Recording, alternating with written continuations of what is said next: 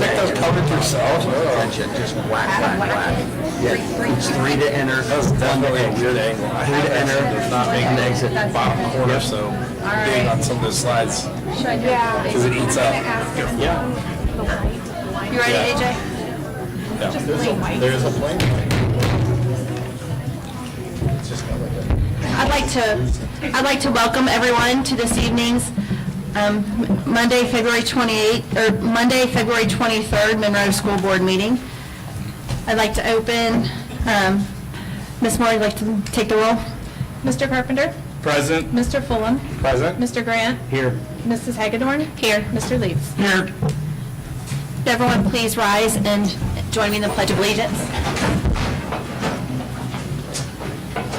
Pledge of Allegiance to the flag of the United States of America and to the republic for which it stands, one nation, under God, indivisible, with liberty and justice for all.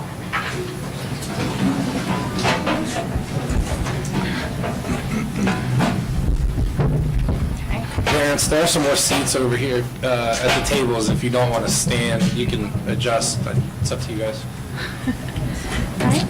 I'd like to take a motion to approve the agenda. So moved. Second. Okay, Mr. Carpenter motions and Mr. Grant second. Ms. Moore, please take the roll. Mr. Carpenter? Aye. Mr. Grant? Aye. Mr. Leeds? Aye. Mr. Fulham? Aye. Mrs. Hagedorn? Aye. Motion carried. All right, for the liaison committee updates, I'd like to make a small change and start with student achievement. All right, thank you, Mrs. Hagedorn. So today, we are going to welcome the elementary school science fair winners. So at this time, I'd like to invite Mr. Ward up. You can use that mic.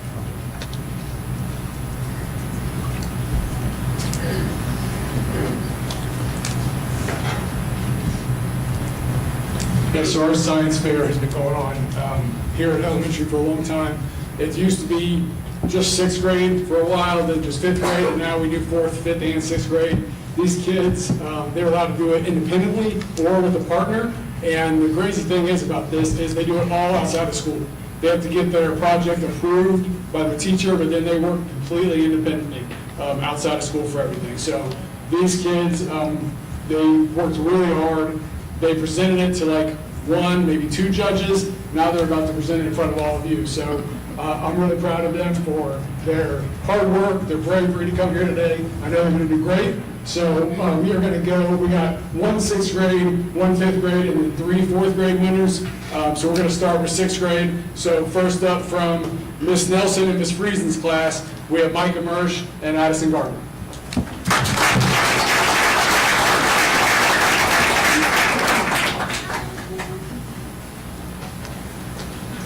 So we did this project about how the temperature affects how high a bouncy ball can bounce.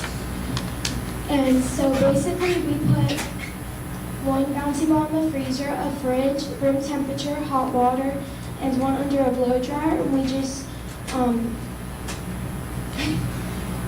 measured how high the height of the bounce went.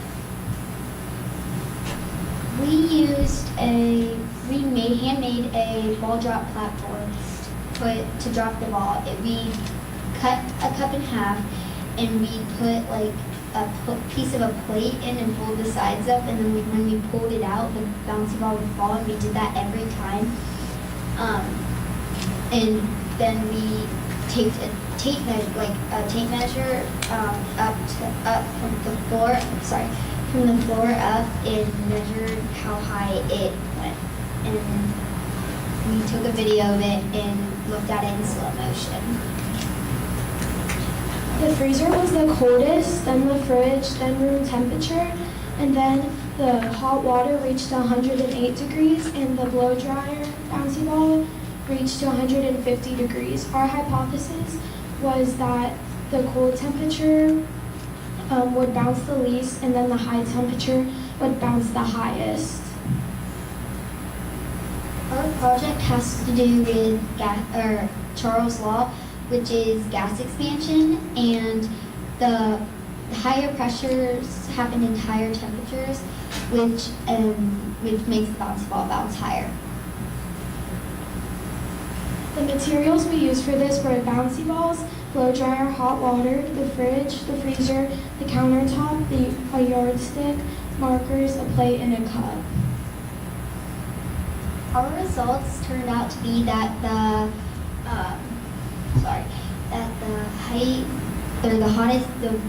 the bouncy balls in the highest temperatures bounce higher, and the balls in the lower temperature bounce lower.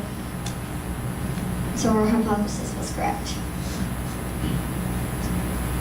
The graphs are over here of the averages, and we did 3 of these drops. So we dropped the freezer one 3 times, and so on. So the averages and the graphs are over here. One real world example of our experiment would be if you play tennis, you may need to know how high, what the temperature because it may affect how high the bouncy ball may bounce.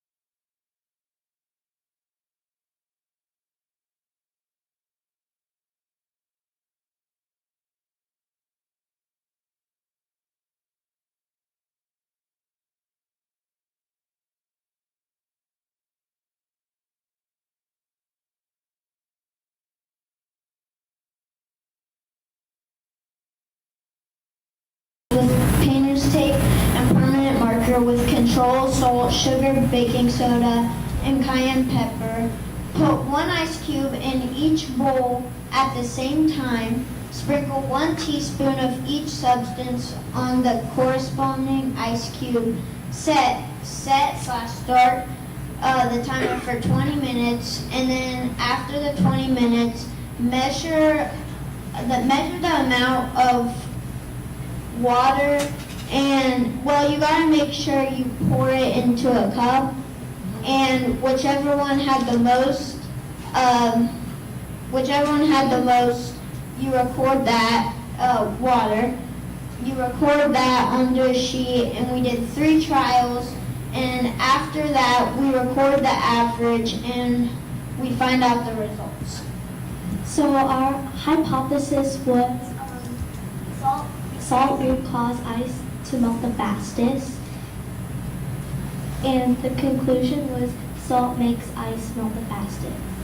And the data was salt had the most, and then sugar had the second most, and then baking soda was kind of in between, and then cayenne pepper had just a little bit, and then the control had medium amount.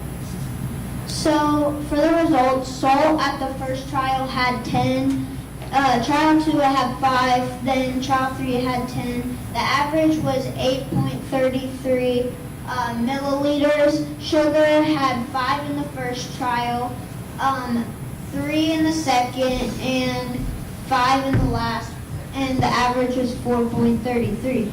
Baking soda, the average was 2.33. Cayenne pepper, the average, which is kind of surprising, is 0.9 milliliters. And the control one was 2.33 milliliters. Some future projects could be a longer timer and different types of salt, including sea salt and pink salt.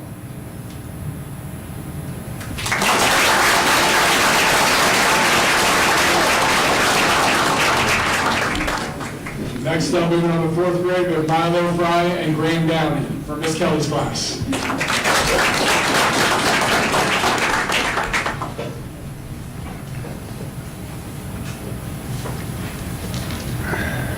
My name is Milo. And my name is Graham. And we are from Miss And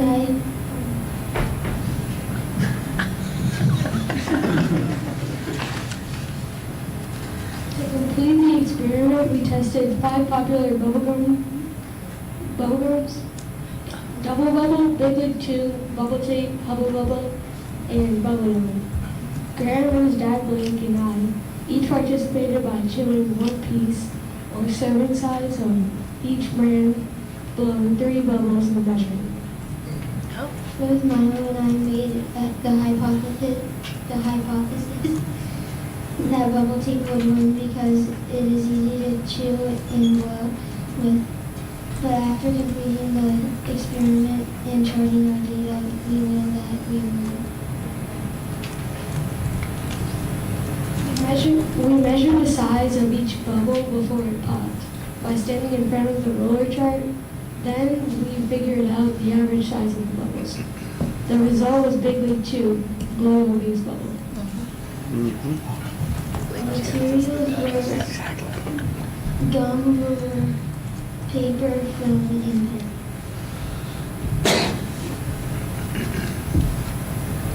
We would have more people to chew. Our recommendations is we would have more people to test the gum, and we would measure each piece to be the same amount of size.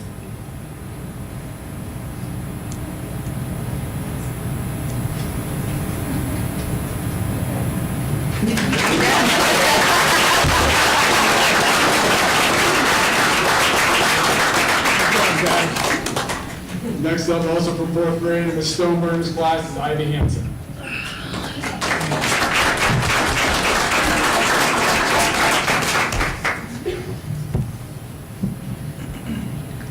For this project, I decided to test the question, which of the 4 competitive swimming strokes is the most efficient? My hypothesis is that freestyle is the most efficient competitive swimming stroke. My background research includes a little bit of information about each of the 4 different strokes: butterfly, backstroke, breaststroke, and freestyle. Butterfly is a stroke that requires both arms to move at the same time above and below the water. Backstroke is the only stroke performed on your back, with alternating your arms and rotating your body with a flutter kick. Breaststroke is a stroke that requires your arms to make a scooping motion and then shoot them out with a frog kick. And freestyle is a stroke that requires both arms.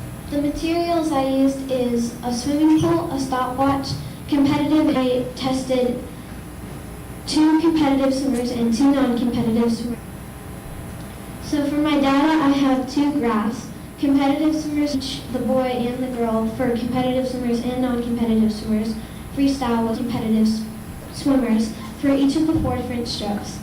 And once I got out is the most efficient competitive swimming stroke. And last up from fourth grade, also from Miss Stoneburner's class, Finnick Cantrell.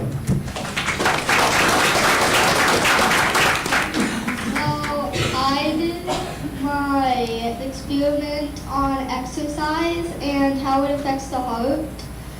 I was inspired to do this because I play soccer, and when I'm playing, my heart's pumping faster. My question is, does the type of exercise affect my heart rate max and how long it takes to return to normal? My hypothesis is that aerobic exercise will take longer to raise the heart rate and longer to have it return to normal than anaerobic exercise. I use a heart rate monitor, a cell phone, an app called PoloBeat, and various exercise machines. I researched some quick facts about the heart. I researched aerobic exercise, which is usually a pace exercise that is 60 to 80% max heart rate, and anaerobic exercise, which is usually a quick surge of energy, which is 80 to 100% max heart rate. I also researched heart disease and benefits of exercise. The blood comes back from the body with no oxygen, and then it goes to the right atrium, then the right ventricle, and then back to the lungs where it reoxygenates, and then the left atrium, then the left ventricle, and out through the aorta. I used Britannica Kids, Cleveland Clinic, and American Heart Association as my resources. I did each aerobic exercise for 10 minutes, tracking my heart rate every minute throughout the 10 minutes and back to resting heart rate. For anaerobic exercise, I did the same thing, but instead of doing it for 10 minutes, I did it until I got to target heart rate. My aerobic exercises were indoor cycling, jogging, and stair climbing. My anaerobic exercises were rowing, box jumps, and leg lifts. My hypothesis was partially correct. I was correct about aerobic exercise taking longer to raise the heart rate, but incorrect about it taking longer to return to normal. The leg lift data was short because the abdominal muscles gave out before my heart rate. I noticed that my parents' heart rate took longer to go down doing anaerobic exercises than mine. And finally, some ideas I have for future research of how does a healthy diet affect the heart and how does exercise affect the muscles.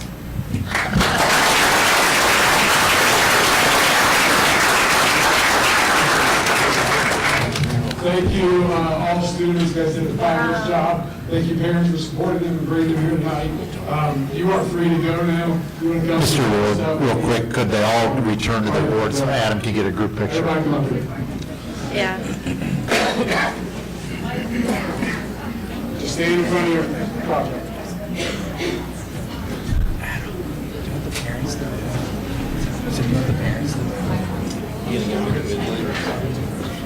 He'll get it.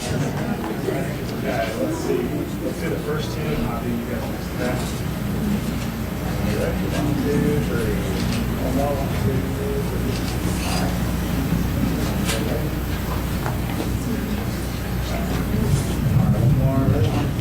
2, 3. Hey, I love the shirts. Yeah, it's awesome. Good job, guys. Good job.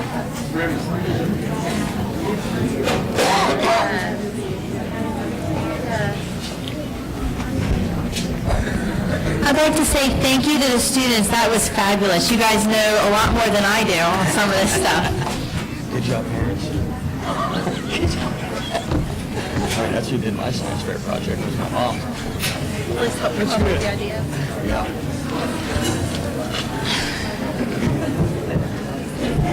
This one over here, the first one.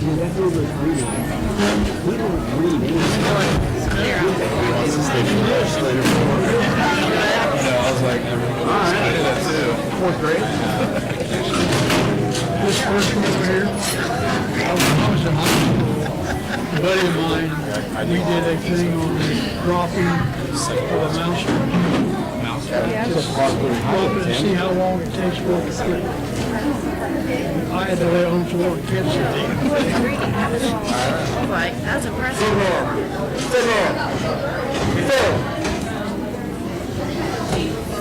Good job, dude. Yeah, that would be the next cardiologist out of Monroe High School. She's the best. He's like, my ab muscles gave up. That was great. My ab muscles gave up. But then when he started announcing, like, he wasn't reading it, he knew all the parts of the heart. I was like, okay, that's impressive. 4th grade, yeah. That's good. That's very impressive. Very impressive. Okay, that's later. Okay. All right. All right. Anything else? Anything else, Tim? That'd be all. That'll be all. Okay, so we're going to move on to section 2.1, legislative.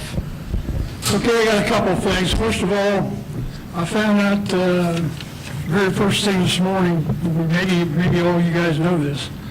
The Ohio State Teachers Retirement System Board Chairman and another board member have been permanently removed immediately from their positions because of scandals with them and some of the firms that they invest in.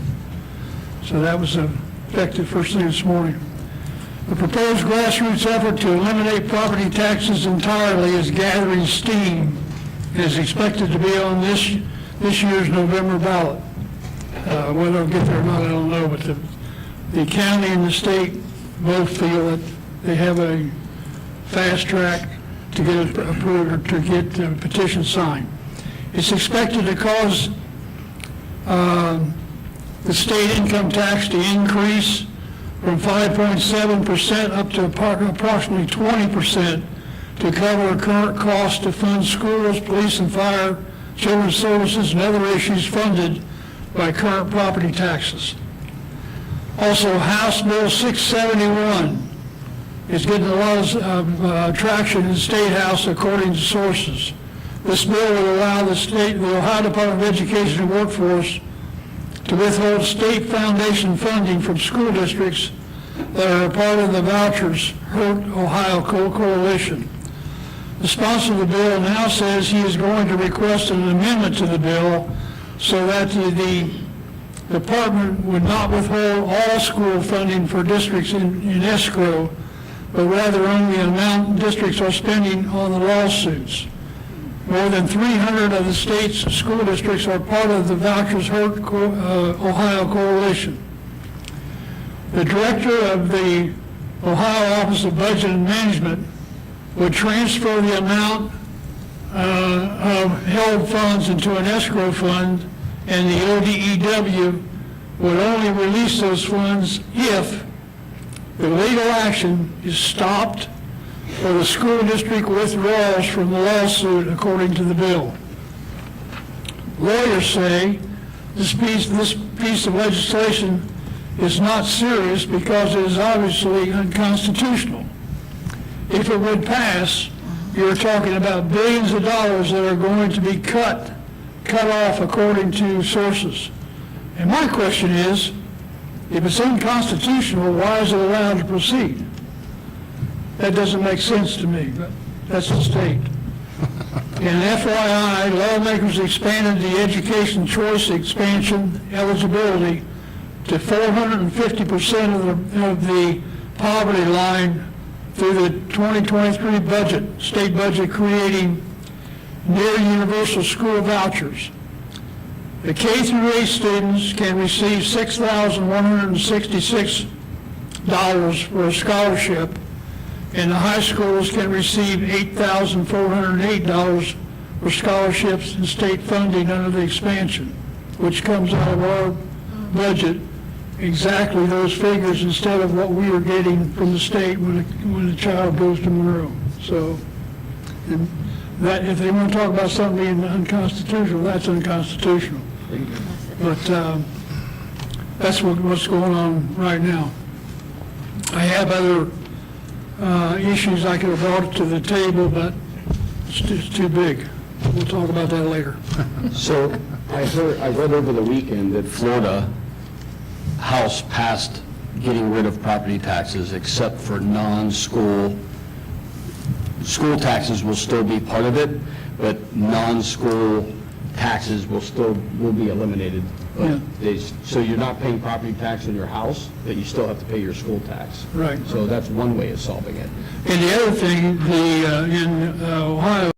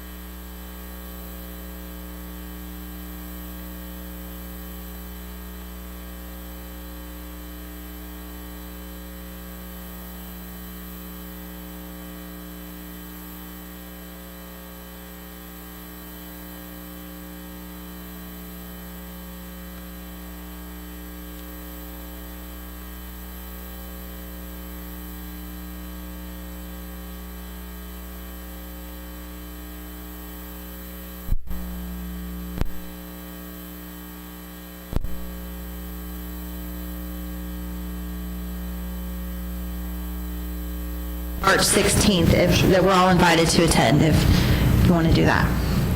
So that is all for Butler Tech. Yeah, I passed by that building the other day and noticed that it looks really, really cool from the road. Yeah. Yeah, it's nice. Yeah, so that should be good to see. Moving on to section 2.3, Finance Committee. Mr. Grant and I met with Mrs. Moore and Mr. Buskirk on the 10th and discussed the forecast, and I will let Mrs. Moore expand on that during her treasurer's report here in just a little bit. Okay. And then moving on to section 2.4, the Facility Committee.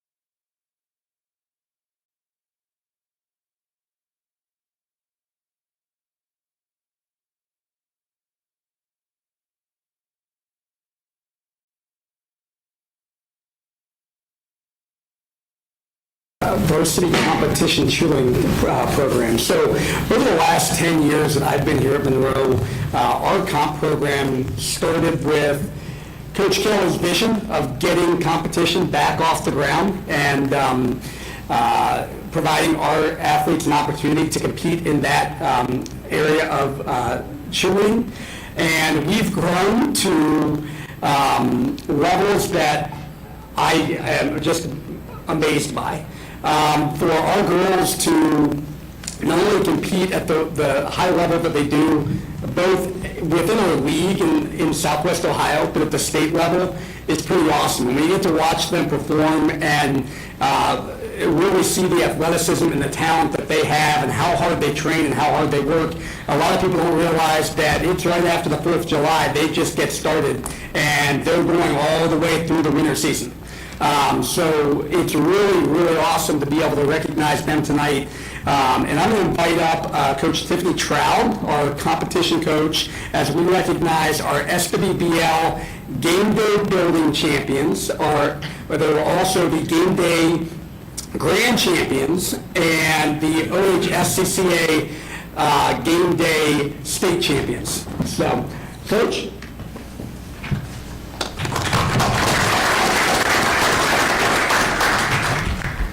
Good evening. My name is Tiffany Trout, and I'm the head coach for the Monroe Varsity Competition Cheerleading Team. Alongside myself, I've had the privilege of coaching with Shannon Kelly this season. As it was my first season, I cannot thank Shannon enough for all she has done for myself and cheerleaders along with the cheerleading program. Now I would like to take time to say thank you to you guys as the board, to our high school administrators, Mr. Paraska and Mr. Creamer, and Eric Silverman for the support for allowing the team to be recognized tonight. Before I get into all of the accomplishments for this season, I would like to take a short moment to give you a little background on how the girls got to where they got this season. Coming in this season as a new coach and off to a late start, all I kept saying was slow and steady will win our race. Yes, some of them looked at me like I was crazy. I was nuts. I didn't know what I was doing, but we got some good laughs out of the season. On the first day of practice with the girls, a lot was happening. Us coaching the girls, learning new materials, going over things, making a lot of adjustments to different parts within the routine. I would then just keep telling the girls, just remember to believe in the season, believe in ourselves and in the process. It will take us to where we want to go. So as the season went on, the first two competitions went by, and our motto was, slow and steady will win our race, was coming alive. Next up was the Best in State competition with OHSCCA. If this competition did not teach us about coming together in a crunch and believing in ourselves, I do not know what would have. All we kept saying the few days leading up to this competition was slow and steady, we'll win our race, but then it turned into how bad do you want it? Then from there was the two mottos that stuck with the team, and nothing was going to stop them, no matter what was placed in front of them. No one or nothing was going to bring them down. This team has shown not only to myself and to Shannon, anything is possible when you believe in yourself. And we are one team. They have shown it to themselves and to the team and to everyone else. With this being said, we are proud to announce our accomplishments and achievements this season. In the 2025-26 competition season, the team set out and accomplished quite a few goals this year. We started training and choreographing a new routine at the end of July. We started with our first competition at Edgewood High School in October and placed first.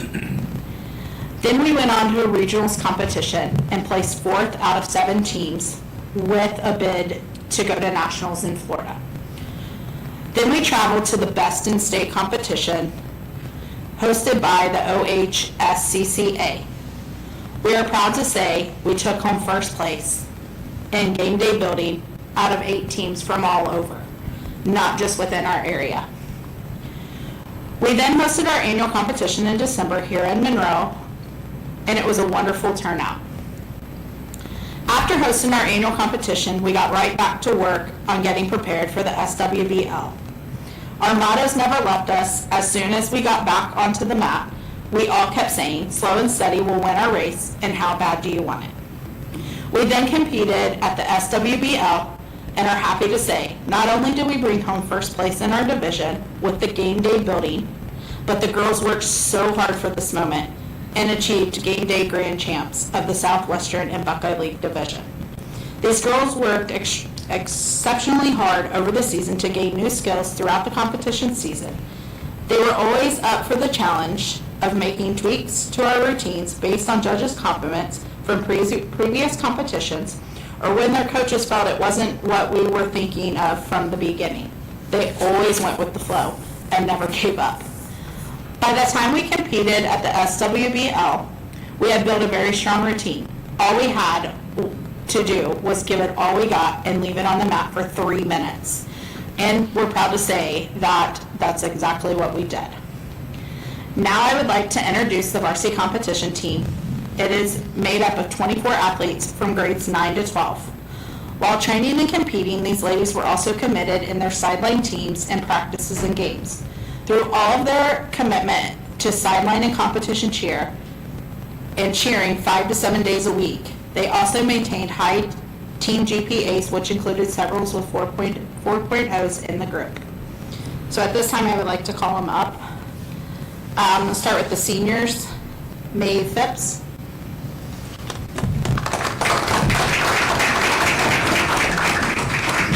Avery Vance.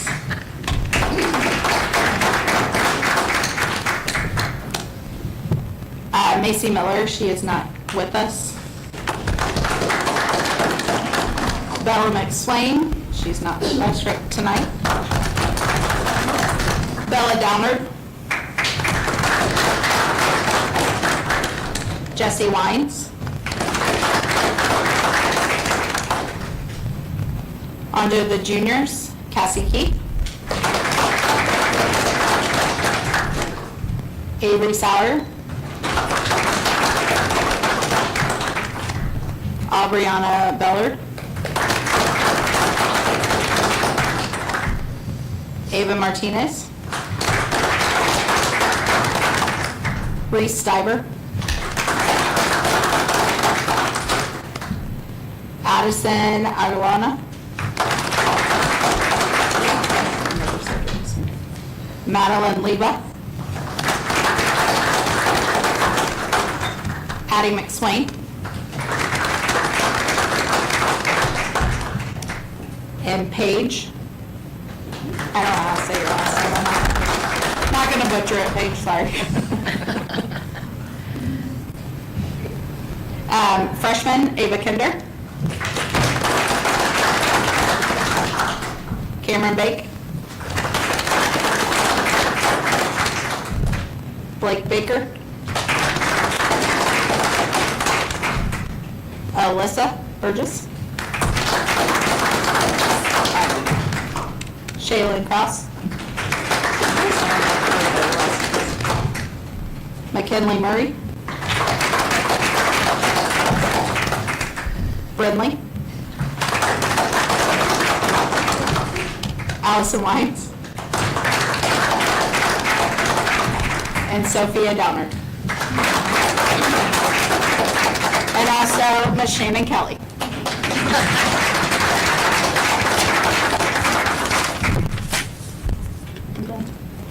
I'm all done. Real quick, and then we'll get a group picture. I just also want to highlight, again, this group of young ladies, not only are they incredibly talented, what they do on the mat, but they're also juggling 2 sports at one time, whether it's sideline in the fall, sideline in the winter, competition, or sideline both fall, winter, and competition. To manage all of that with their academics, excuse me, and the way they represent our school and community is phenomenal. And I've said before, we're so proud of our cheer program, sideline competition. You ladies set an incredible example for our student athletes and what it all means to be a wanted athlete. So thank you for all that you do. We're really, really proud of you. And your hard work has clearly paid off, and we're so excited to recognize you for it. So, Yeah. So we'll start there and congratulate.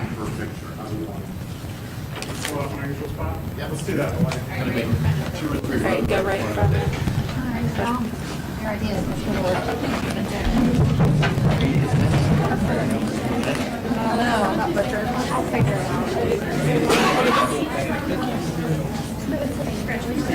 Yeah, we made sure people on that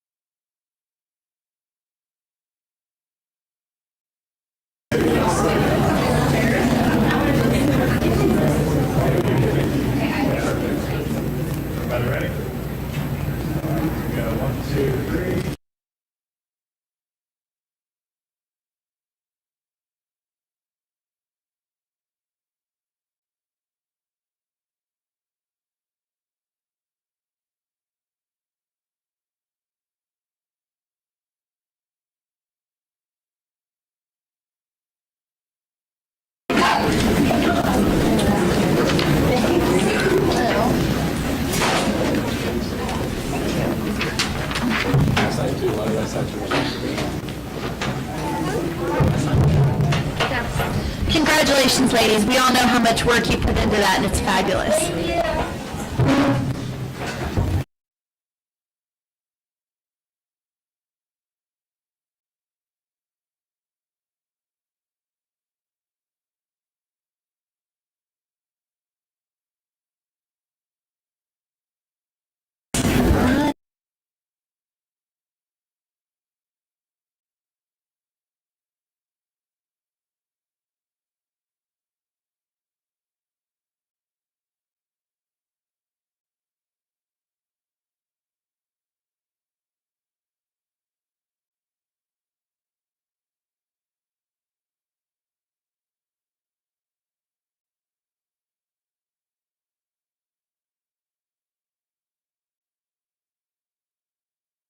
Go to that.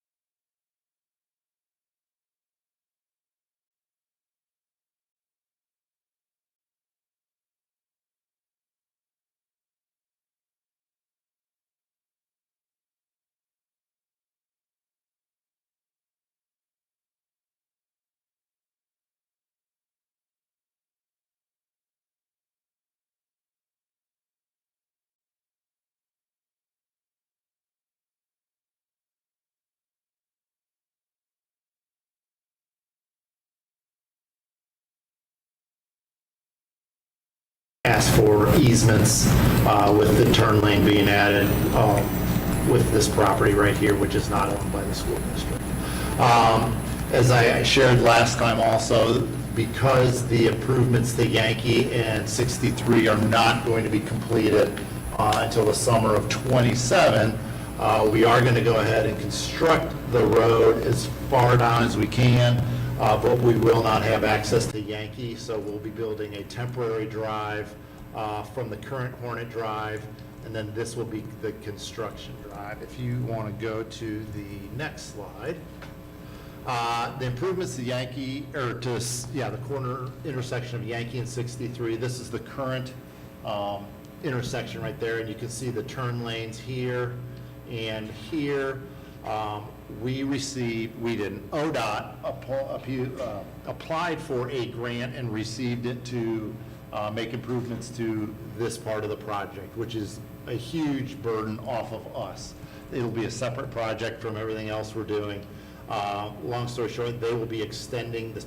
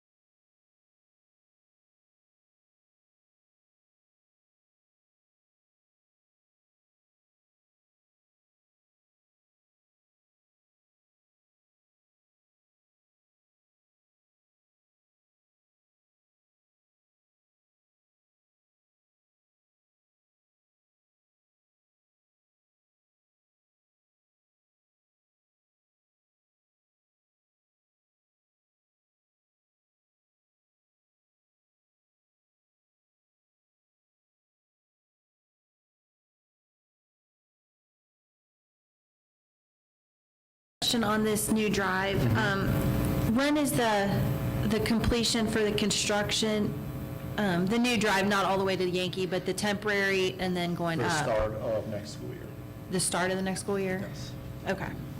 Awesome. So starting next school year, if you go back to the drawing, Cinda, sorry. Yeah.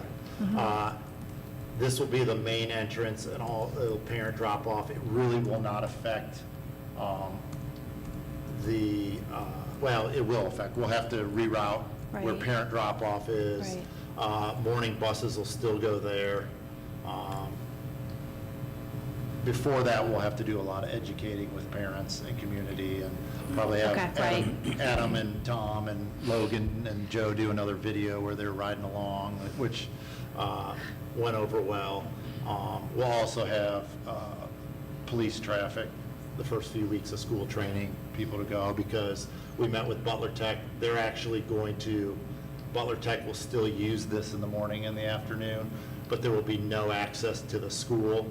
So if a parent's like, I'm not going out this long way, they'll get up here and they won't be able to get to the school because there'll be construction fencing, so they can't access that. So, Hey, Robert, on Okay. that temporary road down there between the two driveways, do we have to put in full drainage on the temporary road? put in what? Full drainage? Not full drainage, but there will be some, I don't know what they call them, but there will be some, just to prevent the catch basin, yeah. So, Okay. yeah.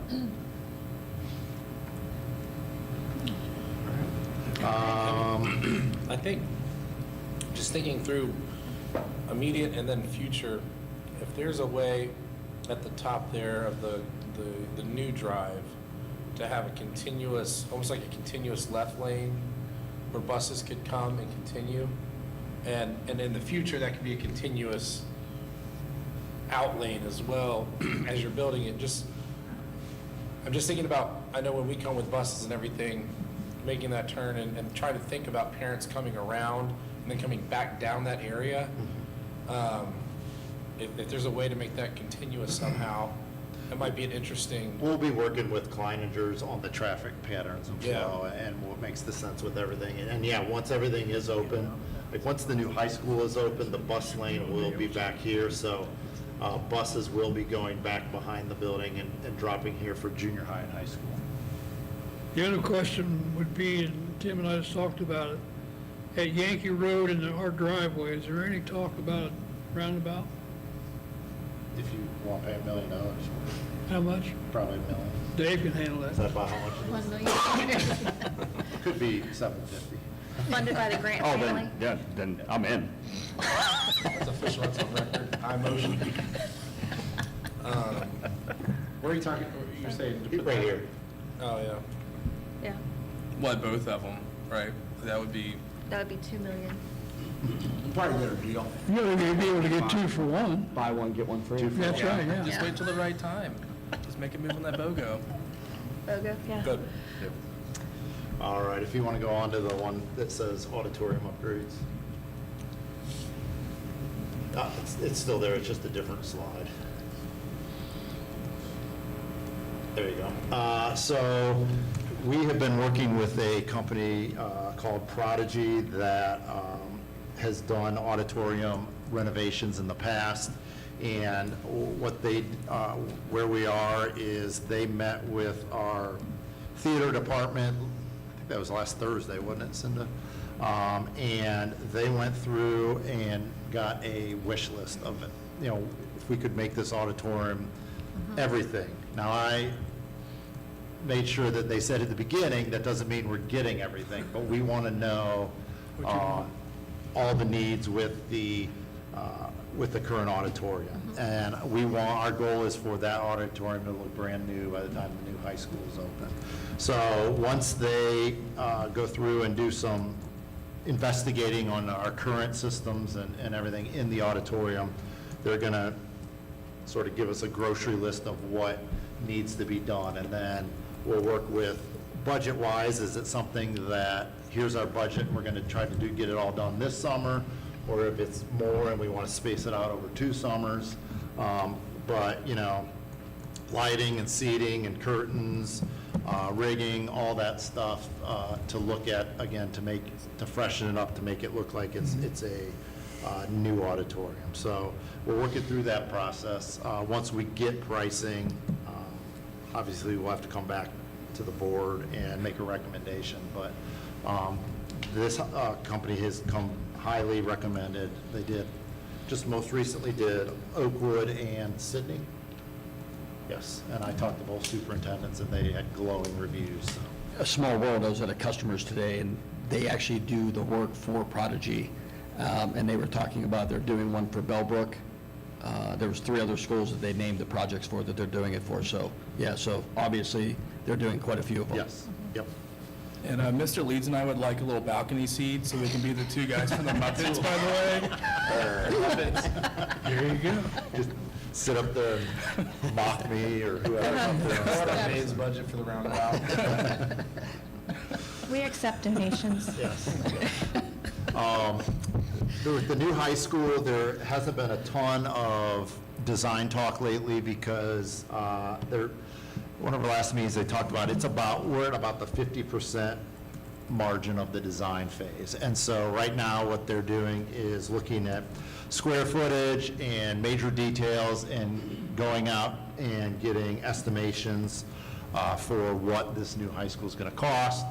Currently, we are, of course, over budget, but to be honest, I'd rather be over budget at this point than trying to make up things to spend the budget. So they'll look at things that we can scale back, certain things, and then put some of the stuff that we have as alternates. So when bidding comes in, which will be later in the spring, if our pricing is good, we can include a lot of those alternates. So I'm feeling pretty good about where we are right now. And the last thing we talked about actually we have 2 more things. We also talked about the facility audit. If you remember, MCS is doing a deep dive into our current facilities. We already have a kind of a rough 5-year plan for facilities and replacement. They took a really detailed look at our current plans, and I mean, we met with them Friday, and they have every piece of equipment and system, and our HVAC system, our electrical system, plumbing, everything, down to every single piece, hundreds and thousands of lines of when it was installed and the life expectancy of everything. The next step is to sit down with our department to go through, because they got a lot of that from just walking through quickly, but going through our blueprints. So like one of them that they have is replacement of the roof. Well, we just did that. So they need those kind of updates. And when we get all that done, we will come in and have them give a detailed report to the board.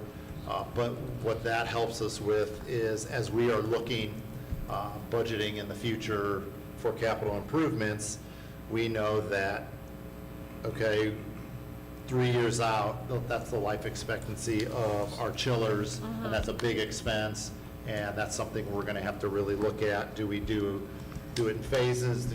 So again, that'll be a really useful tool for Amy as she's budgeting and moving forward and helping us make decisions. And also, we know that's out there, but maybe everything's, we've taken good care of it, and it's just because the life expectancy says that doesn't mean that it's going to die, but we know that, okay, in the next few years, we know that this expense is going to come. It really gets us ahead of to be honest, what I feel like we've done a lot in this is wait until it's completely broken, and then we're in crisis mode trying to get it replaced and fixed. More reactive than proactive. Correct. Exactly. It also gives us the opportunity to say, okay, the chillers need to be replaced, but we could probably Band-Aid it together. Well, do we want to keep putting money into something that is going to be replaced in 5 years? So those are, again, decisions that we'll have to make based on budget. So is that something that we can get like an annual report out? Absolutely. Absolutely. Yep. That's because this is something I pushed for years ago, and I'm glad you guys are really taking the steps, because I think it helps us now, but gosh, 10 years, 15 years down the road, when probably none of Yeah. us are sitting up here, Well, there, it's going to be really helpful for the long term and the efficiency of the next round of folks that are running the district. they're also working on software that would store all of this information. So, you know, Rob and Amy and I, as something comes up, we're like, where is this located? Like, and so, I don't know, Rob spent all day Friday trying to find out where the current gas lines Absolutely. go up to the main building because they weren't on certain drawings, and he eventually Yeah. found it. But those are the kind of things that we spend so much time locating. Right. And once this is all completed and in one location, it'll be very easy. And when we leave, the next person will have Right, easy access right. to it. And this will continue for the new building as well, I assume. Yes, And absolutely. that'll be great, because we'll know where that pipe is Yes. at the time it's built, or we should. Yeah. In their data, will they also have the maintenance logs that they have to? That's what our next step is, because they are going based on, it was put in brand new in 2003, because that's when they were, finishing this building, and the life expectancy is this many years. But they don't know all the maintenance, so that's what we're trying to fill in the gaps there, because, maybe it's 10 years of a life, but if you put this amount of maintenance into it, it's going to double the life expectancy, those kind of things. Yeah, okay. Good. Good. All right. It's great. And then the last piece was, David said that a number of you had some questions about the gymnasium, and we've talked a lot about the setup of the bleachers and the entrances. I actually met with Mr. Silverman and the athletic department and the basketball coaches to look at things today. Long story short, right now, that's the entrance for the teams. If you, the weight room and locker room stop about right here. Our alternate is to put another room in there, which would extend that hallway, and so there'd be an entrance here or here. Another alternate that we talked about, that if we can't afford to put that whole larger space in, was maybe to just extend the hallway, so there's a second entrance here and here. We also looked at, we had a lot of discussions about location of the court, bleachers. There was a lot of good stuff. We're still not at the phase where we're making those final decisions yet, but we got a lot of good input from Eric and the coaches on operational things and things that are important to them, so. Are those at the top, are those doors out? Those are exterior doors, yeah. But those would not be entrances? No. Those would be like an emergency exit type? Like the athletic entrance is down here, Right. and then there's like an athletic lobby with the concession stand down Yeah. here, so. I'm a huge proponent of having a dual entrance into the gym for multiple reasons. So I think that the solution that gives us two entrances is ideal. I think it prohibits teams from crossing each other, not just Monroe kids, but when we're hosting other teams for divisional rounds and things of that nature. I think it gives us more opportunity to de-escalate situations that may happen on the court with coaches. And I definitely think that extending that hallway as a minimum would be advantageous to providing a safer experience for our folks that are at the games, both players, coaches, administrators, et cetera. So I'd be a huge proponent of having a dual entrance personally. With the gym dimensions and everything, our current gym is 112 by 108, so, it's wider and it's considerably longer. And so that a lot of our discussion today was about, do we put bleachers down here or not? And we think that if the court gets shifted a little bit this way, that'll give us enough room for 6 to 8 rows of bleachers down here, which would be a student section, which I think would be Yes. a really neat thing for I our would put kids. it at the top, because I think you're going to have people coming and going, entering this, adults coming in and out from the bottom, and having to go past the student section the whole time. Personally, I'd like to see that at the top. We talked about that, but if it's at the top, then you're going to have kids that are going back and forth in front of the bleachers the whole game, so. Overall, the square footage, our current one's just over 12,000, and our current capacity is 11,500, and that 1305 does not include this end bleacher at all, so it would be even a little bit more. Okay. Those the bleachers at the bottom with collapse in? Yes. You're gonna move the trophy case over there? The trophy case would be... In the lobby? In the lobby out here. Yeah, I thought in the that lobby. jetted in on one design that I saw, maybe not. When do we think final schematics on the gym will be done? I know that, I don't know if that'll be I think earlier in the a process. few months away. AJ? Yeah. Is it sunken? Huh? Is it sunken? Definitely not.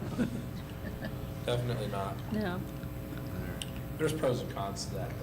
yeah. Pros and cons to that. I definitely like that you guys adjusted the, having the bleachers be one set though, after looking at the original drawings. I think that that's a step in the right direction. So, all right. Okay. Yeah, I think it's all I good. have. That's good. Good. All right. Does anybody have any other comments? Nope. No? All right. We're going to move on to section 4, the treasurer consent agenda. I'd like to take a motion to accept the treasurer's consent agenda. So moved. Second? So we have Mr. Leeds' motion and Dave Grant's second.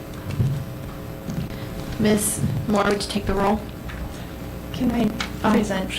Oh, I'm sorry. That's okay. Did I do that too quick? It's Sorry, okay. okay, we're have discussion now. Yes, we can completely skip over it. I'm good with that. We would like to hear what Ms. Moore has to say. Well, thank you for the motion and second to accept my consent agenda. I'll just mention that this consent agenda has a couple of extra things at the end of it, our appropriations and our forecast. And the reason the forecast is in the consent versus alone is because this forecast is considered an update to the original fiscal 26 forecast. So for the normal items, we had minutes for the January 12th organizational and regular meetings. And then we have the January financial report. And that is currently tracking well with our September forecast. And it is also tracking with my February forecast, but I'll talk about that in a minute. And we have several donations on here. And we'd like to say thank you for all of those donations. And we had a then and now. We don't have these very often, but this is in the event that a purchase order is not opened prior to the purchase or commitment of a good or service. We have the board approve a then and now if it's over $3,000. We had a core switch replacement that the project, we had to do an intent to purchase back in, I believe it was May-ish. It was before fiscal year end, but the project wasn't going to be until fiscal 26 after July 1. And we had some personnel changes and things happen over the summer, so it should have been a July 1 PO, slipped through the cracks, and now the project is complete and we have an invoice to pay and we were looking for a PO. So that is why that is on here. We also have the acceptance of a BWC safety grant on here. That is for safety security cameras on district campus. And there is another intent to purchase within Robert's section, but this part is to accept the grant. And to identify that we'll be using Fund 499 to track that. And I'll stop there for a moment if you have any questions. Is all the money where it's supposed to be? Yes, it is. Thank you. And then as far as the amendment of the appropriations, this is amending our original appropriations for fiscal 26 to align with the forecast that I'm also going to discuss, but it also includes other funds, including this new grant. There's an allocation for that.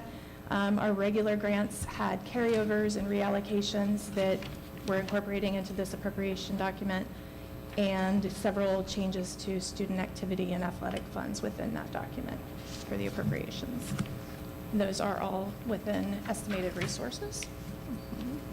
And now for the forecast. Oh, goody. I feel like a broken record because we just kind of did this in January with the tax budget. The work that I put into the tax budget pretty much prepared the forecast, and there really have not been a lot of changes since all of my comments in January. So this is a very small little version of the forecast. In the forecast document in board docs, the whole document is in there. This is the meat and potatoes, but there's also 20-something other pages of each line item with detail. My comments are in red, so if you read anything, read those. But it goes through line by line in detail. There's also some really good information at the back of it. And the very last page gives a more detailed analysis of the House bills that recently passed that are impacting our property tax. So that it's not detailed like my level of detail. It's a nice summary, but it gives more detail than the slide you're going to see. So the next slide. So our original forecast with the date changes, it was done in September, and now February is the new required update, which used to be in May. And as you can see, there really have not been a lot of changes between September and February. The numbers are still pretty good. A lot of moves between buckets on the line items, but overall, the forecast is pretty much not the same, but pretty close. And just as a reminder, this is on information that we have as of today. It does incorporate all of those legislative changes, but there's not a lot of impact in 26 for those. And this also is done, we won't receive our real estate settlements until March, sometimes April, and therefore I'm probably going to have to do another update to this forecast at the normal time of May, because then that's when we have more information, because tax year 26, the real estate bills just went out. You probably have them to pay, or maybe you've already paid them, but we had a valuation change, and I think I mentioned this the last time. We had RID parcels, resident incentive district parcels, that'll be moved into the RID, so we'll see a drop in our property taxes, but we will get more money back from the city for the RID pilot payments. That is all for that. So this forecast, the most change in this forecast happened on the future years.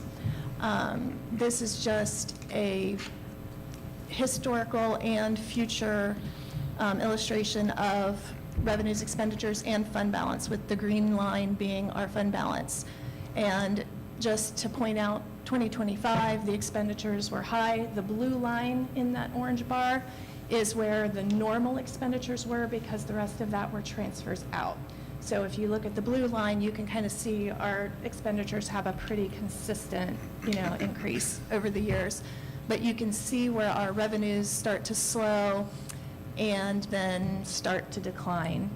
And 2028 is the first year that we see a spending deficit. It is not a deficit because we have fund balance to cover it. It's a spending deficit where our expenditures are expected to outpace or be higher than our revenues for the year. That deficit will continue to grow.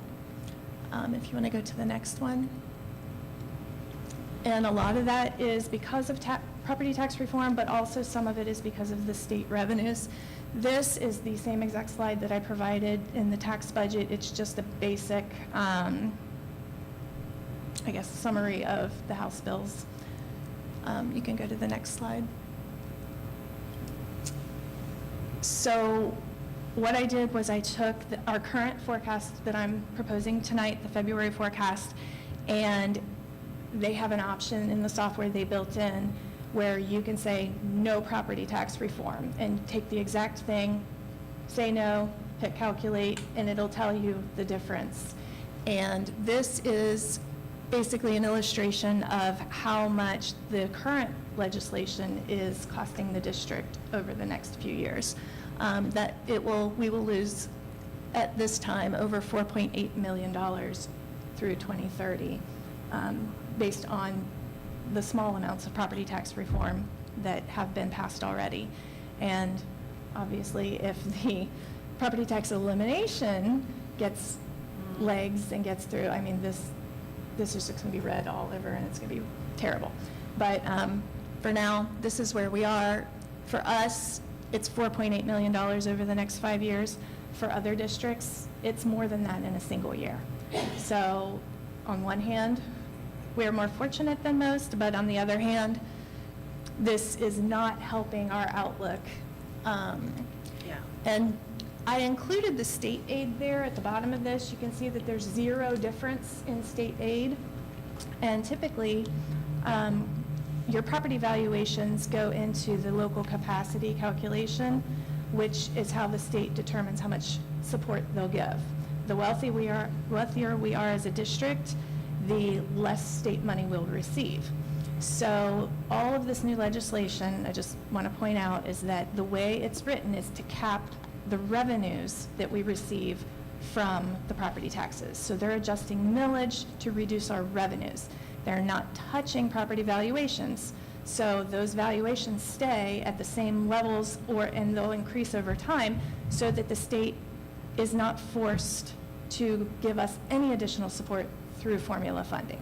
So it has been designed that it will scale back our revenues, but they are not required to support us in any way. Can I ask you a dumb question? It may not be dumb. Can we get them down here and look them eye to eye and see what we can do? I mean, we can. Rather than, I mean, listen, we're going through legislation, we're not getting a damn thing. We're not getting any answers at all. Can we get the taxation people down here? The state? State? Yep. Go on top.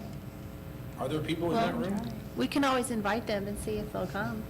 I mean, we're not getting it, we're spinning our wheels. I mean, you guys, I feel sorry for you, really, to put all this together and see what we've got here, and we got $4.8 billion over 5 years.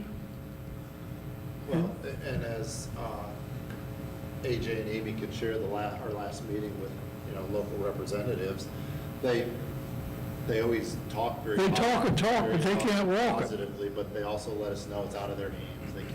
Yeah. But they're the ones that write the law. They're the ones that it's have not the out of their voice. hands. It's Yeah. It's out of their hands in the regard that if they go against their Constituents. Or against against their their, kind of, yeah. Their handler? and they're actually doing what their constituents are asking them to do, then they'll get ostracized and not have a seat at the table. Let's tell them, let's let them know we're not afraid to go higher. I've had several conversations with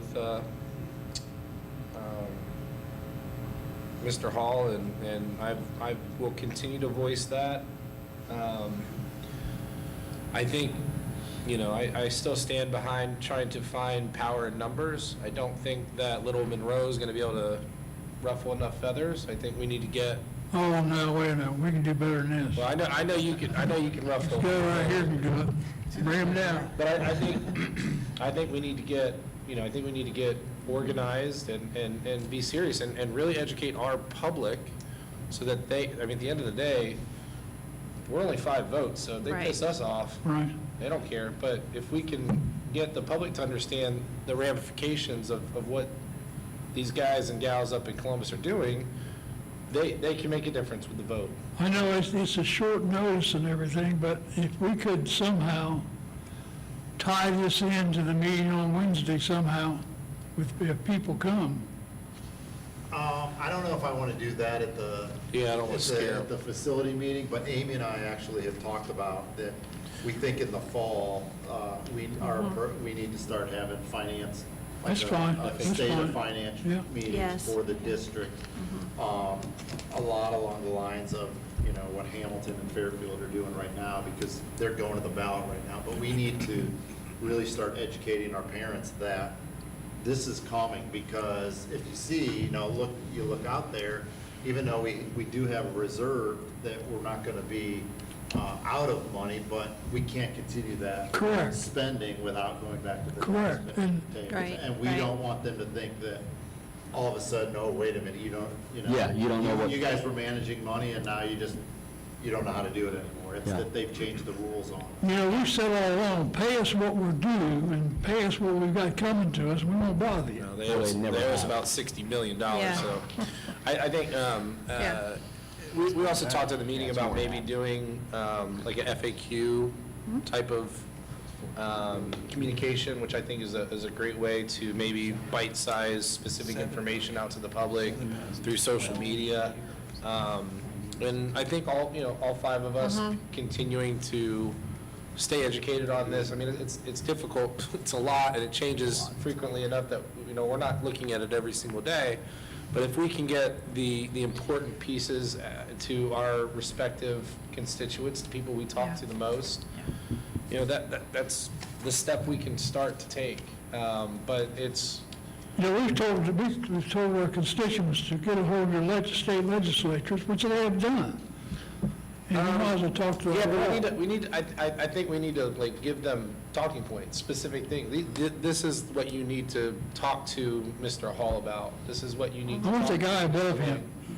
Well, I agree, and a lot of this is a doing of Mr. Huffman up there. I mean, this is, every time we talk about something, it's, well, Huffman doesn't support public schools, and for whatever reason, that's what a lot of these guys are. That's the guy you invite. Well, yeah, good luck. He'll probably burn if he comes into a public school the way he talks about them.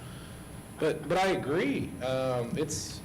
I'm scared to death for my kids' education. I'm scared to death for our teachers' future. I'm scared. Why would anybody want to get into education right now? Like, if my kid said, I want to go to college and I want to be a teacher, I hesitate to let my kid do that because I don't know that there's going to be the future that there should be. And that's not fair to anybody. And this is the doing of essentially 100 people up in Columbus. And I agree. I think we need to be vocal about it, and I think we need to get some larger voices that are around us and within our area and start speaking the same language. Hamilton's cutting jobs, Fairfield's cutting jobs. They're having to put tax levies up just to sustain, not to thrive. I'll tell you somebody we insane. can ask for help. What's that? Don Dixon, County Commissioner. He's so damn mad right now with the property tax thing, he could spit nails. They don't have a plan. Hey, Yeah. you don't have to pay property taxes. How's that sound? It sounds great. Yeah. Wait till you don't have, police and fire, and you Right. don't have schools. What the hell are you gonna do then? Yeah, but he's made a comment, it probably was in the paper Sunday or Saturday or Sunday, that he told his county commissioners, guys, this is gonna happen. Yeah? He's told the legislature, and he's talked about Lang is not interested in doing anything because he's all industry. So- But who the hell's gonna work for them? The uneducated kids that you can't, that had to find their way into a private school and like, Yeah. what are we talking about?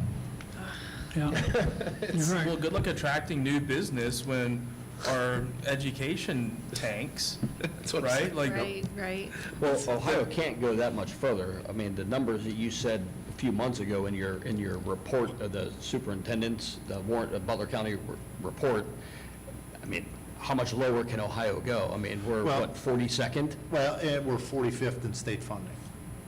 Yeah. Yeah, I mean, Yeah, that's, It's insane. it's, I mean, I was at a CIC meeting this past week, or a week ago Friday, this coming Friday, and Rick Pierce was there from the Chamber. chamber, and he said our biggest problem in the state of Ohio, we don't have any workers. don't have what? don't have No workers. no workers, yeah. It's tough. I know that. I hear it every day. Yeah, But, absolutely. sorry. Okay. I don't know if I want to go to the next slide.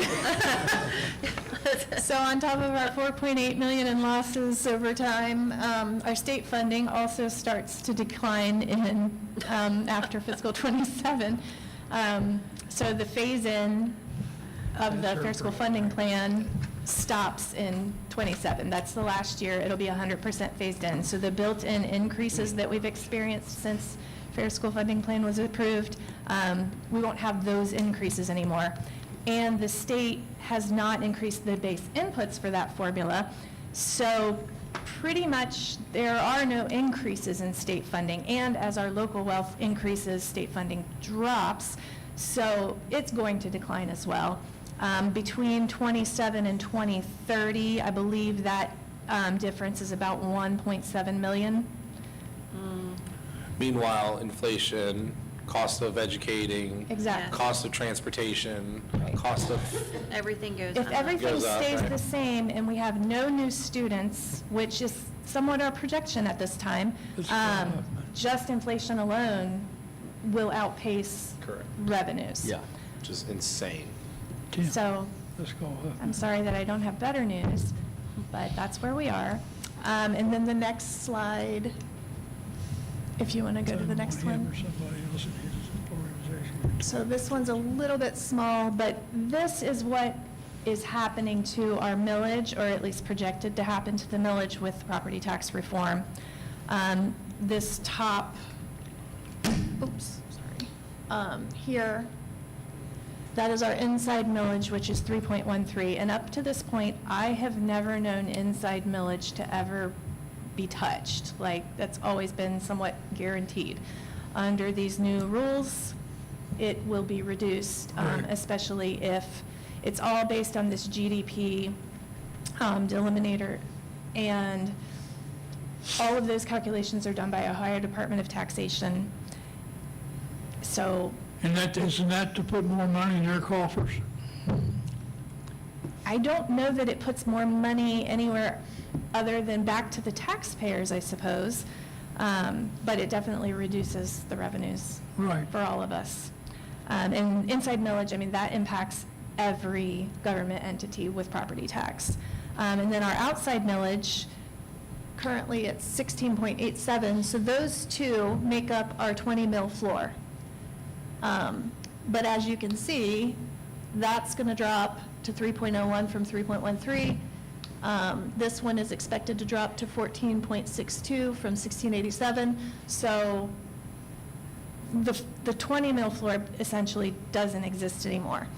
Oh, and then we used to, that last item with the fixed sum millage, fixed sum, we used to have our 20 mil floor, so the 3.13, the 16.87, and then on top of that were our fixed sum levies, which we have two of. So we at least got the 20 mils plus whatever the fixed sum we're at. Now, those decline over time because they're fixed sum, and as our valuations increase, we collect less toward those to get to that same amount. We do get some growth in there for new construction, but now they're going to include those in the floor calculation, which is part of why everything is decreasing as well. So those will decrease faster in addition to the other reductions. Bottom line is our millage is going to go down in many ways a lot faster than it ever has before.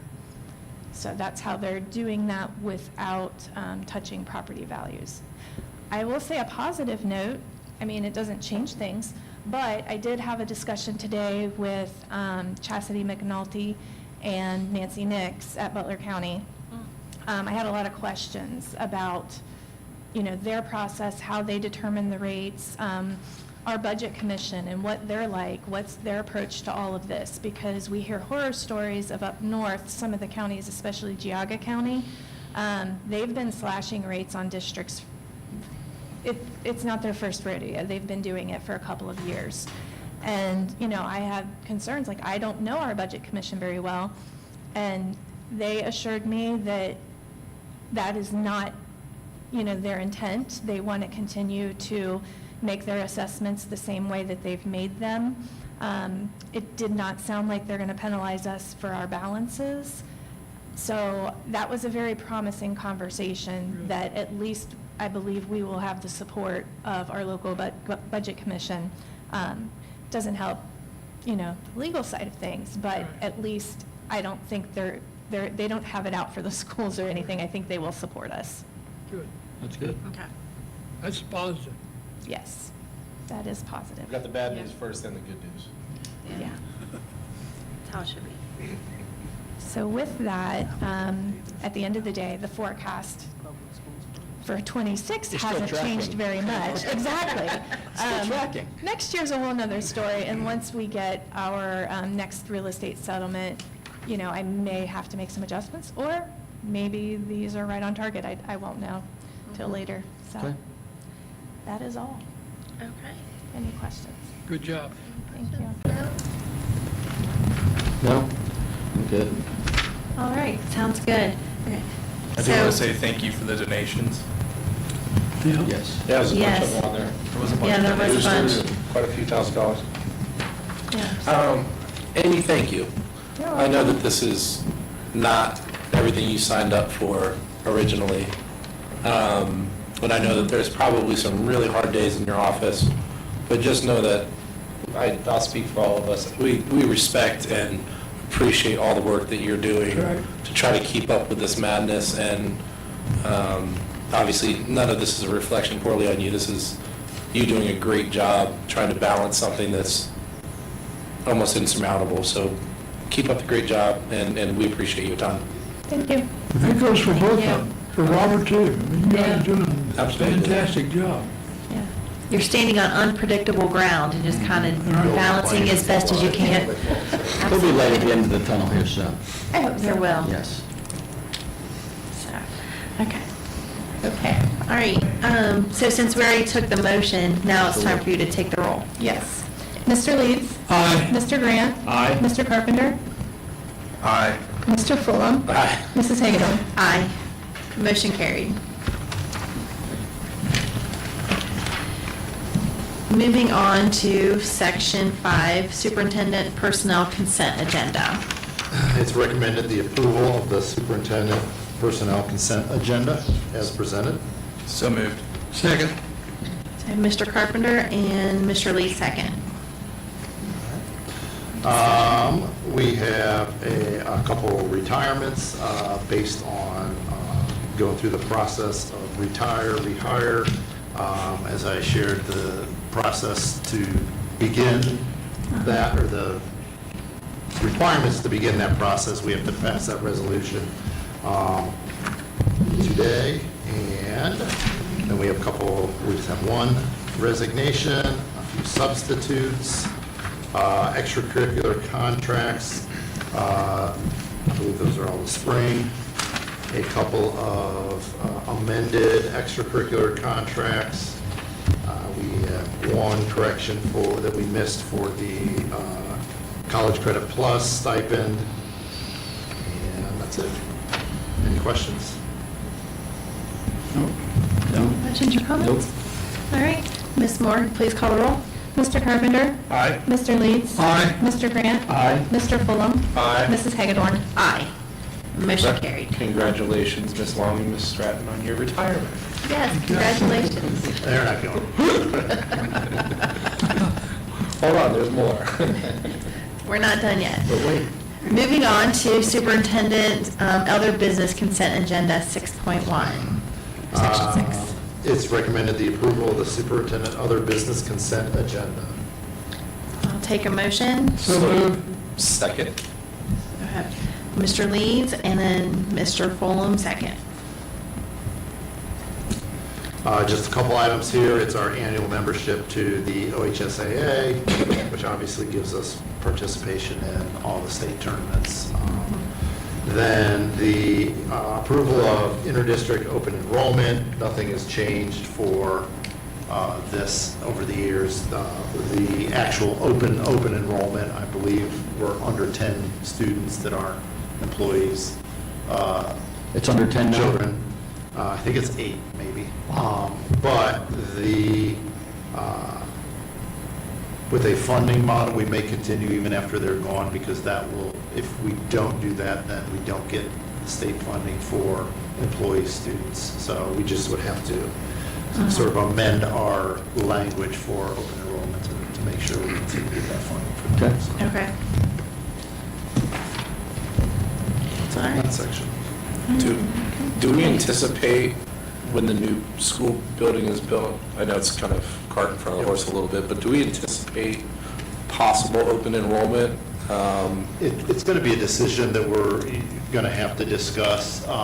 Again, we can control the numbers, and if we have a lower amount of, we've got a couple classes that are considerably smaller, it would just be a year-by-year basis, because as people move in, we don't want to accept a bunch of open enrolled into this certain grade level, and then, I don't know, there was one year, Joe, every time I talked to him, he's like, I got 2 more 6th graders. Like, it just, we have those years where that happens. So it also is not financially advantageous like it used to be. It used to be that as an open enrolled student, you got the full, what they give to private schools now. Yeah. Like the full 8,500 would have came to us, but now they just get what every other student gets. So you do get some additional state funding for them, but it's not the full fund. Yeah. Okay, yeah, all right. All right, Explain any- that down with the needs. Explain that one. Every area. That makes Yeah. 0 sense. yeah. My favorite one is that, let's say that Mr. Fulham is a student in Monroe, and he decides he's going to go to Baden. And so in Monroe, he's only worth $3,700. Give or take, 36. $3,600. Well, he decides to go to Baden, so now he's worth $8,500. So he goes to Baden for the first semester and gets in trouble, and they kick him out. He comes back to Monroe, he's only worth $3,600. Can we use Tim as the example here? He's The actually thing worth is, less. I was gonna say less than that. The percentage. Yeah, whatever he'd time actually you- be prorated. It's prorated, $1,800, Yes. because it'd be only a semester. So you paid the Wow. proration on the 8,500 for Yeah. that first semester, then when Tim got kicked out, because it's Tim now, we only get the proration of the 3,500 for the rest of that. I'll tell you what, The math ain't mathing. No, it's not. the amount of leadership up in Columbus is just, I just want to give them a hand. They're doing a great job. Honestly, what needs to happen is when we have retirees from the school systems, we need more people that understand school financing, running for the House, Senate spots. That's what we need, because that's the only way it's going to get fixed. I would agree. I mean, we can sit here and we can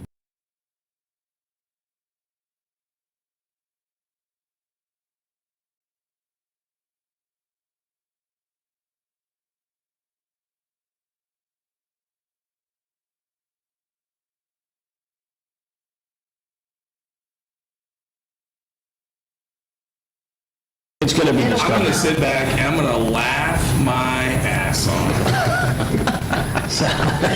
All right, so I like the way this meeting's going. We're after 7:30, things get a little. No, we're going to, and those cookies are calling my name. Yeah. Like, there's just All so right, much so going on. we're gonna come back and I'm gonna say, Mrs. Moore, would you call the roll? Yes. Mr. Leeds. Aye. Mr. Fulham.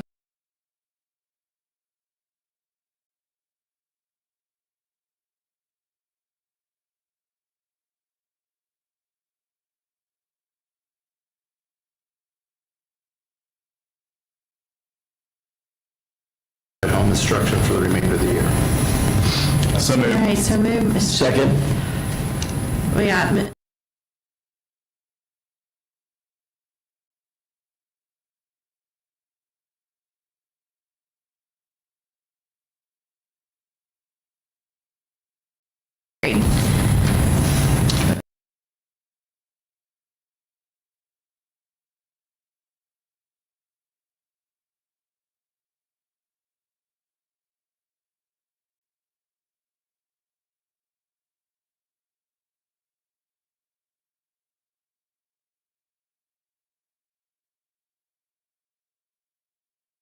I don't even know where you're going, because I'm thinking the same thing. I don't mean to belabor this, but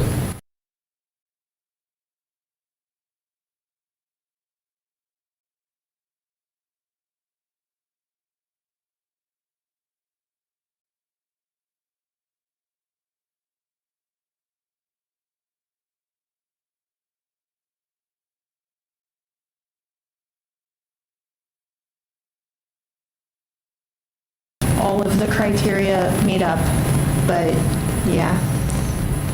okay, so we're continuing to, and this has nothing to do with any individual student needs or anything like that, but we continue to foot bills Sure.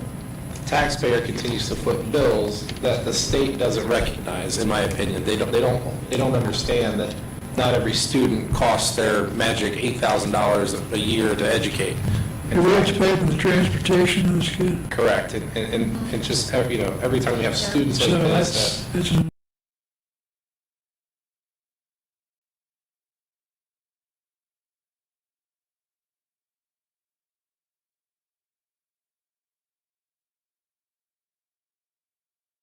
Mr. Lee's to talking points, I think that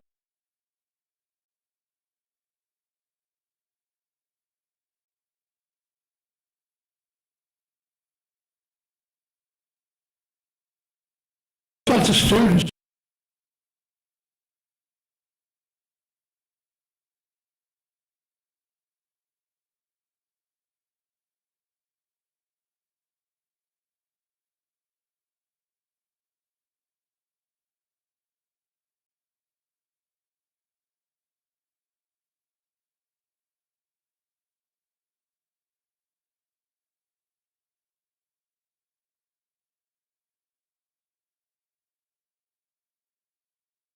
and they'll give us a little bit of money, but not enough, but enough to say that, hey, we're giving you the money, but you still have to do what we say. It's just, anyway, when you see these numbers, it's crazy. And there's some students that take $70,000, $80,000, $90,000 a year to educate because of certain circumstances.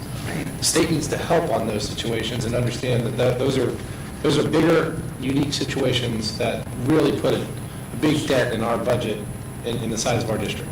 Send them a bill. Yeah. Did it once. Doesn't work. Yeah. I think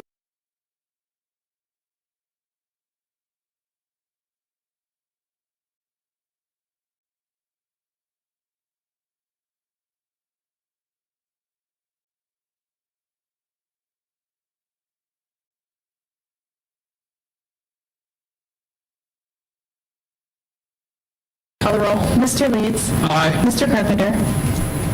Aye. Mr. Grant. Aye. Mr. Fulham. Aye. Mrs. Hagedorn. Aye. Motion carried. Move on to section 7.3. It's recommended the board approve the contract with the Leeds trainer for the career readiness program at the high school. Take So a moved. motion. Mr. Grant, Second.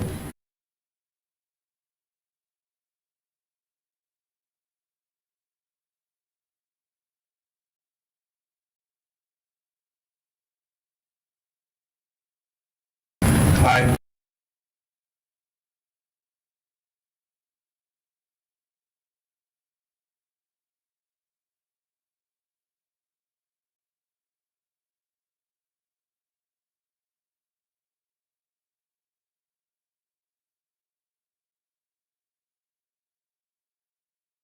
Saturday. Any other discussion? All right, Ms. Moore, please call the roll. Mr. Fulham. Aye. Mr. Grant. Aye. Mr. Carpenter. Aye. Mr. Leeds.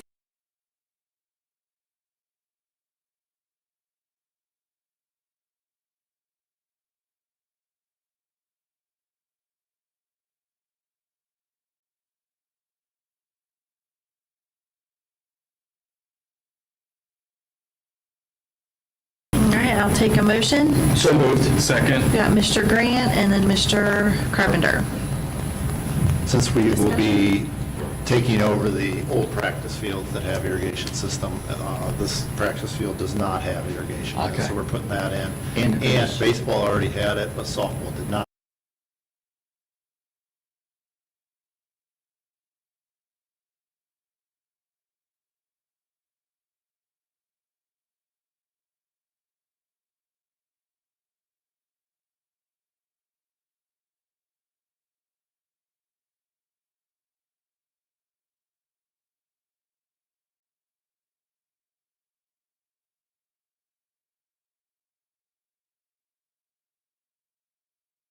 Seven 7.6. It's recommended the board approve the purchase and installation of the new camera system for main campus, including integration with the new door access system. All right, I'll take a motion. So moved. Second. We got Mr. Leeds and Mr. Grant. We did receive a grant that covers almost half of the cost of this, which is good, because Portoni, as cameras go out, he's moving around to make sure things are covered until, so, the system definitely needs an upgrade, and Mr. Kramer got a grant to cover the majority of it, so. Good job, guys. Awesome. Yeah. Thank you for that work to get that grant. Will that take care, does that take care of all the security we need for the new building under construction? That is just replacing the existing. This is, okay. Yep, Okay. Okay. updating all that. All right. All right. Ms. Moore, please call.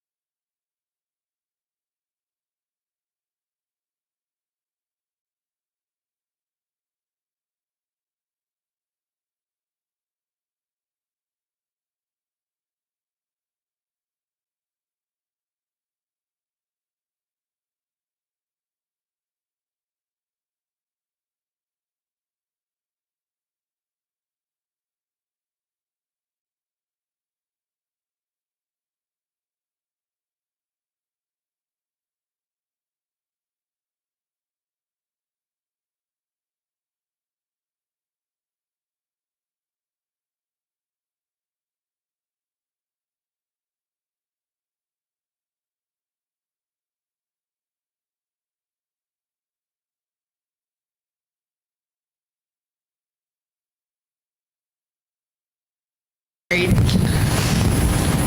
right, moving on to section 8, comments from the board. We'll start with Mr. Leeds.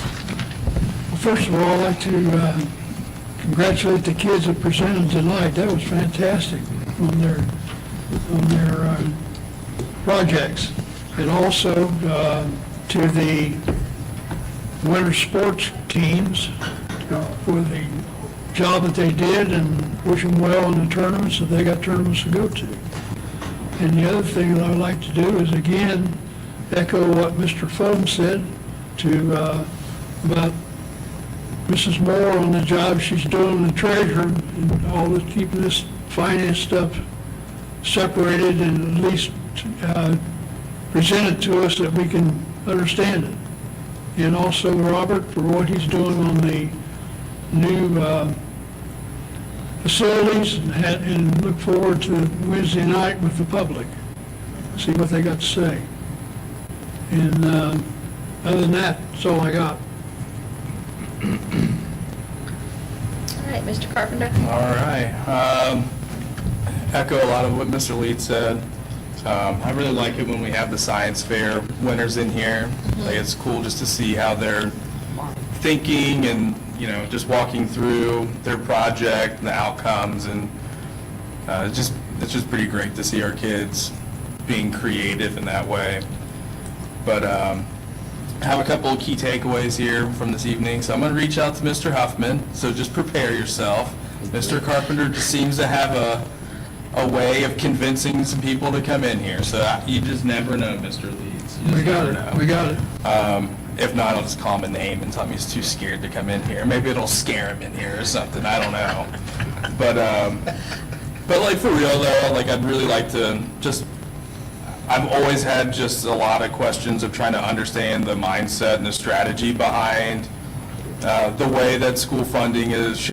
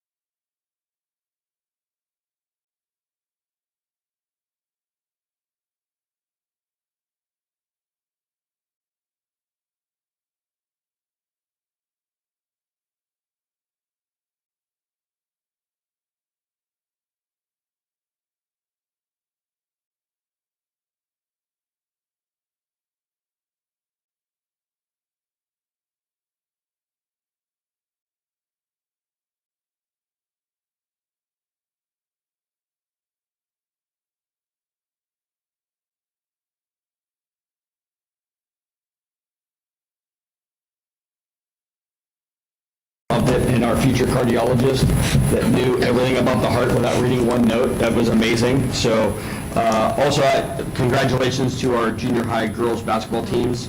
I had the pleasure of announcing those 2 games, the championship games, and I know 7th grade ended up winning it, and it was weird, both games against Bellbrook. So kind of ironic. So 7th grade won and 8th grade came in second. So it was a good day to announce some games. They had some pretty good players coming up. And lastly, just a reminder, put on your calendars, the Boosters Bingo Night, March 14th, Saturday. Good times, good cause, good money being raised. So that's it. Great announcer. And great MC. That's a. Thank you, Robert. How much you get? I'll Venmo you, I need your Venmo. That's it for me. All right, Mr. Fulham. All right, we got some high fives from around the high. I'm trying to keep it quick here. High fives to officers Brickles, Hopkins, and Lockett following National School Resource Officer Appreciation Day on February 15th. We want to highlight the vital role they play in our district. Thank you for showing up every day to ensure our students and staff have a safe place to learn, teach, and grow. We truly appreciate everything you do for Monroe. High fives to the members of our talented music department who scored an excellent rating at this year's OMEA District 13 Solo and Ensemble Contest. Junior Kobe Combs, trumpet solo, freshman Ari Gordon, clarinet solo, senior Braden Mills, and sophomores Alex Martlow and Lydia Price, trombone trio. And for those who scored a superior rating, sophomore Allie Ware and the marimba solo, junior Harrison Cash, cello solo, collegiate class, sophomore Addie Herring, clarinet solo, junior Liam Kennedy, trumpet solo, junior Sarah Hahn, flute solo, sophomore Haley Lovely, and freshman Samtachi Anya and Savannah Lamb, clarinet trio, and senior Bree Bowers, and sophomores Abby Engel, Addie Herring, and Dana Noe, and Jules Bindell on the clarinet choir. So we've got quite a few people who did really well at OMEAs. High fives to our Hornets who have signed their national letter of intent to compete at the next level. I wish you all the very best as you pursue your future academic and athletic endeavors. McKenna Bear, softball Bluffton University, Addie Bevac, women's soccer, Cedarville University, Braden Bryant, men's soccer, Ohio Northern University, Justin Dilworth, football, Baldwin Wallace University, and Braden Wagner, football, Defiance College. And Ryan Buskirk, women's basketball, Linton University. No, I'm excited I love that we got players going off and playing at the next level. It's always fun to watch them after the fact and wishing them all the best in their next endeavors. That's all I got. That's all you got? Yeah, trying to rush through those things. Oh, it's good. Thank you all very much. So I can understand now how going last is like. You don't want to repeat anything, but I would like to say, Amy and Robert, you both are doing a fabulous job with all of the uncertainty and unpredictability that's going on right now. So you're juggling and doing an excellent job with what's going on in the world here. So thank you very much. I think, and I'm not going to repeat it, I can ditto everything that everybody has said here. I did enjoy the science projects. That's always fun. It was one of those things like I enjoyed doing before with student achievement and having the students come. It's always fun to see the students come and do their thing and just learn presentation skills and come in front of a group and just kind of and grow in that and gain that experience. So it's always good. So thank you for organizing that, Tim. So, on that note, I will take a motion to adjourn the meeting. So moved. Mr. Fulham Second. and Mr. Grant. Amy, please call the roll. Mr. Fulham? Aye. Mr. Grant? Aye. Mr. Carpenter? Aye. Mr. Leeds? Aye. Mrs. Hagedorn? Aye, motion carried. Adjourned at 7:50.